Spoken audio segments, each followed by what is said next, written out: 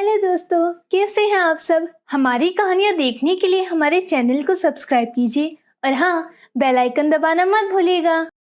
यह कहानी सारंगपुर गांव के एक गरीब परिवार की है, जहां परिवार का मुखिया बलराम अपनी पत्नी तारा और बेटी मीना के साथ रहता था। बलराम पेशे से बहुत ही गरीब था। वह खेतों में काम करके अपना और अपने परिवार का भरण पोषण करता था। एक दिन बलराम अपनी पत्नी तारा से कहता है, तारा, अब अपनी बेटी मीना बड़ी हो गई है। अब समय आ गया है कि उसके हाथ पीले कर दें और किसी अच्छे घर में इसका विवाह कर दें। जी, हम गरीबों के घर कौन रिश्ता लेके आएगा जी। पता नहीं हमारी बच्ची की भाग्य में क्या लिखा है। अब तो भगवान श्री कृष्ण ही कृपा करें हमारी बच्ची पर। मीना भगवान कृष्ण जी की बहुत ही दिल से पूजा करती थी। एक दिन सुबह बलराम टेबल पे बैठे चाय पी रहे थे। अरे तारा, कहाँ हो? जी, क्या हुआ? इतने में बलराम का एक मित्र रमेश बलराम के घर आता है। अरे भाई बलराम, क्या चल रहा है? सुबह सुबह बड़े दुखी लग रहे हो। क्या कहें रमेश, इस गरीबी से बहुत परेशान हो गया हूँ। बेटी भी विवाह के लायक हो गई है, लेकिन गरीबी के कारण कोई घर पर रिश्ता लेके नहीं आता। अरे दोस्त बलराम, समझो भगवान श्री कृष्ण ने तुम्हारा दुख दूर कर दिया है। ये तुम क्या बोल रहे हो रमेश? अरे दोस्त, मेरा पुत्र कार्तिक भी बड़ा हो गया है और मुझे उसके लिए एक सुशील कन्या की तलाश है। क्यों न तुम्हारी बेटी हमारे घर की बहू बने। रमेश और बलराम की बातचीत में मीना और कार्तिक का रिश्ता पक्का हो जाता है और दोनों शादी कर लेते हैं। शादी करके मीना अपने ससुराल चली जाती है। मीना अपने साथ भगवान कृष्ण जी की मूर्ति भी ले जाती है। अगले दिन मीना के साथ संगीता कहती है, अरे बेटा कार्तिक, ये तुम्हारे पिताजी ने कैसी लड़की से तुम्हारी शादी करा दी है। सारे समाज वाले हम पर हंस रहे हैं कि इतने धनी परिवार वालों ने ये कैसे गरीब की लड़की को अपने घर की बहू बना लिया है। मीना चुपके से संगीता और कार्तिक की सारी बातें सुनकर भगवान कृष्ण को याद करके रोने लगती है। शाम को कार्तिक शराब पीकर घर आता है और मीना को अपशब्द कहकर सो जाता है। यूं ही कई साल बीते जाते हैं। घर में मीना को कोई अपनी बहू स्वीकार नहीं करता और कार्तिक दिन रात शराब के नशे में डूबा रहता था। एक दिन संगीता के घर पड़ोस वाली शीला आती है। अरे संगीता बहन, तुम्हारी बहू मीना कैसी है? हाँ, ठीक ही है। अरे संगीता बहन, मैं अपने पोते के लिए अच्छी टीचर देख रही हूँ जो उसे पढ़ाना लिखाना सिखाए, पर ऐसी टीचर मिल ही नहीं रही है। अरे तो शीला, मेरी बहू मीना है ना, वो तुम्हारे पोते को पढ़ाएगी। नहीं नहीं, आपकी बहू तो वो बांझ है। शादी को इतने वर्ष हो गए और अभी तक उसे कोई संतान नहीं हुई। मैं ऐसी बांझ का साया अपने पोते पर नहीं पड़ने दूंगी। और शीला गुस्से में वहाँ से चली जाती है।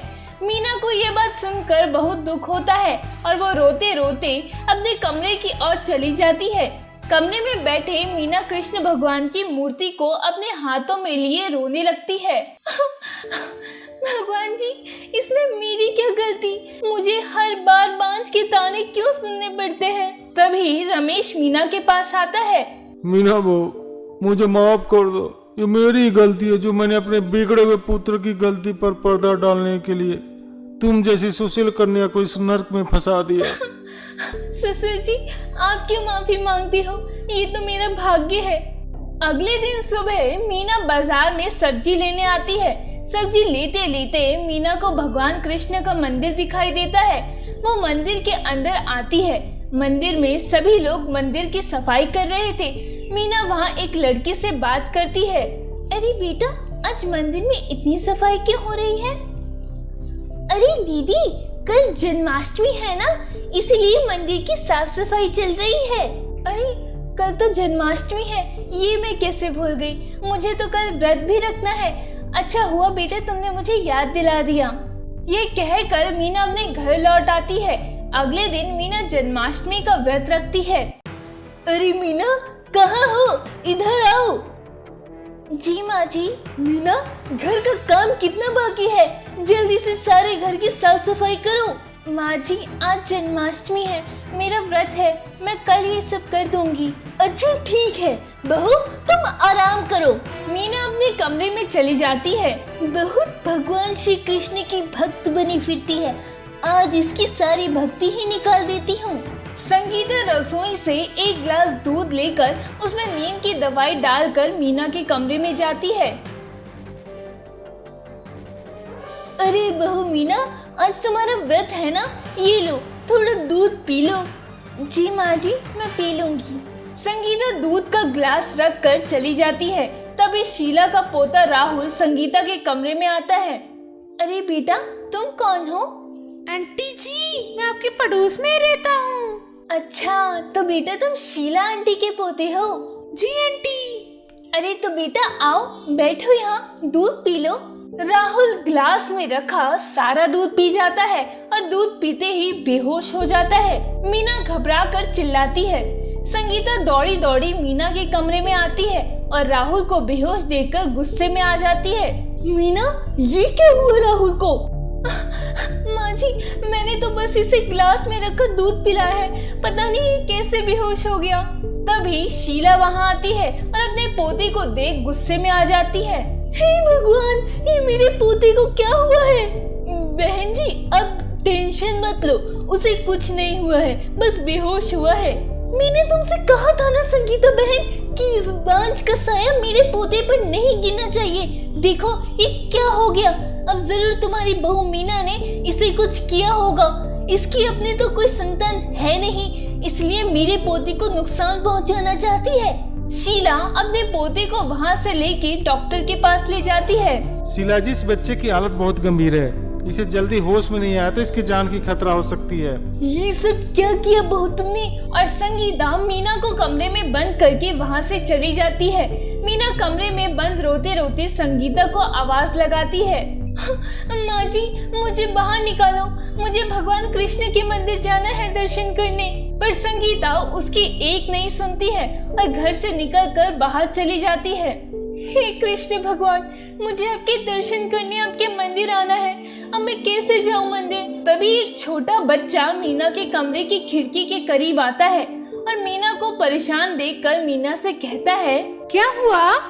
मीना उस बच्चे को दरवाजा खोलने को कहती है और बच्चा दरवाजा खोल देता है। मीना जल्दी से दौड़ी दौड़ी भगवान कृष्ण के मंदिर चली जाती है।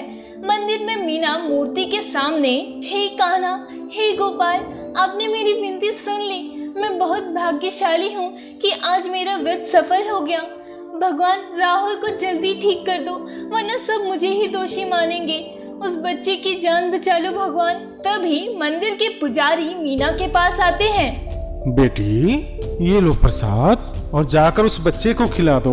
मीना राहुल के पास आती है और राहुल के मुंह में प्रसाद रख देती है।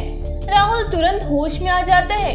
डॉक्टर ये देखकर हैरान रह जाते हैं कि इस बच्चे की जान को इतना खतरा था, पर इस लड़की के आते ही इसे होश आ गया। बेटी मीना, मुझे माफ कर दो, मैंने तुम्हें बहुत बुरा भला कहा। आज तुम्हारी वजह से मेरे पोते की जान बची है, मुझे माफ कर दो। ये सब तो भगवान कृष्ण की कृपा है जो आपका पोता आज ठीक हो गया है। संगीता ये देखकर रोने लगती है। बहू, मुझे भी माफ कर दो, मैंने ही तुम्हारे दूध में नींद की गोलियां मिलाई थी ताकि तुम मंदिर ना जा सको, पर तुम कृष्ण भगवान की सच्ची भक्त हो और ये आज तुमने साबित कर दिया। हमने तुम पर बड़ा अत्याचार किया है। नहीं माँ जी, आप ऐसा मत कहिए, आप तो बहुत अच्छी हैं जो मुझ गरीब को अपने घर की बहू बना के लाई। परिवार के सारे लोग मीना के संग कृष्ण भगवान के मंदिर दर्शन करने आते हैं और मीना हाथ जोड़े भगवान को धन्यवाद करती है। वो बच्चा जो मीना को बंद कमरे से बाहर निकालते हैं वो खुद कृष्ण भगवान ही थे।